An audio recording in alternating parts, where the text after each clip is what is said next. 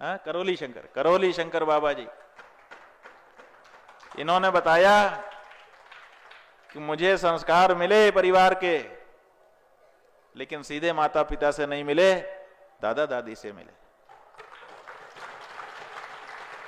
ये है परिवार। माता पिता से मिल भी नहीं सकते। क्यों नहीं मिल सकते? क्योंकि जिस समय बच्चा बच्चा होता है उस समय उसके माता पिता युवा होते हैं, और जो युवा हैं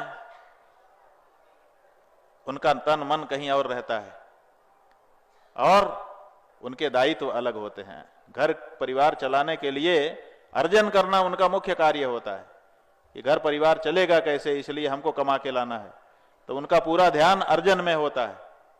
तो वो बच्चे पे कैसे ध्यान दे सकते हैं? और जिनके पास ये दायित्व तो नहीं है, वो दादा दादी अगर घर में हैं तो उनके पास समय ही समय है बच्चे के लिए, और अनुभव ही अनुभव है बच्चे के लिए। इसलिए इन्होंने बिल्कुल सही शब्द का प्रयोग किया कि पका पकाया फल बच्चे को खाने के लिए मिल जाता है। अनुभूत बातें नई पीढ़ी को संप्रेषित कर दी जाती।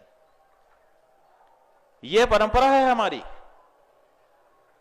आप दक्षिण भारत में चले जाइए, वहां ऐसे परिवार आपको मिलेंगे कि वो अपने इस खजाने को खोल के कभी देख लें, खिड़की भी खोलना नहीं चाहते।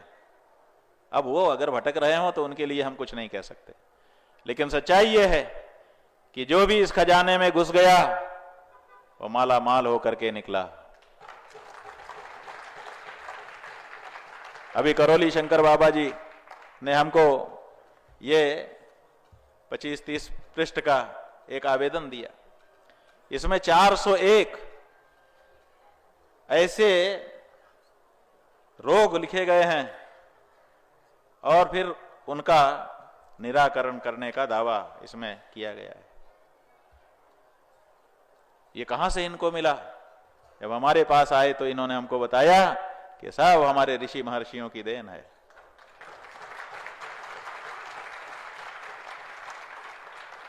उनसे इनको मिला।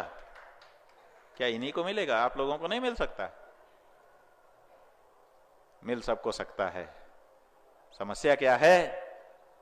गंगा तो सबके लिए बह रही थी, लेकिन किसी ने कपड़े उतार करके डुबकी लगा ली और कोई किनारे बैठा देखता ही रह गया। इन्होंने खजाना खोल लिया, खोल करके उसमें से मोती चुन लिए अपने अपने काम के। हम और आप कहीं ना कहीं पीछे रह जा रहे हैं। बस ये सब क्यों हो रहा है? परिवार की कमी के कारण हो रहा है। अनुभवी जो आपके शिक्षक थे वो आपके घर में थे, और आप कैम्ब्रिज चले गए, आप जाने कहां कहां चले गए। हम जा करके पढ़ के आएंगे। क्या पढ़ के आए? चिट्ठी लिखना सिखा दिया उन्होंने, टिप्पणी लिखना सिखा दिया उन्होंने, और कुछ नहीं सिखा पाए। इसलिए परिवार को सुरक्षित करिए। अब चूंकि समय हो गया धर्मादेश का, इसलिए बात को यहीं रोक रहे हैं।